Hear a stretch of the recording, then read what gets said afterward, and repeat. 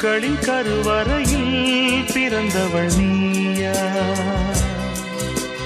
பூவுக்கொரு பூஜை செய்ய பிறந்தவன் நான் இல்லையா? இதயத்தின் தாமரையில் இருப்பவன் நீயா? தாமரைக்குள் வீடு கட்டி தந்தவள் நான் இல்லையா? ஓடோடி வந்ததால் உள்மூச்சு வாங்குது. உன் மூச்சில் அல்லவா என் மூச்சும் உள்ளது. ஒன்றானது ஒரு காதல் தேவதை பூமியில் வந்தாள்.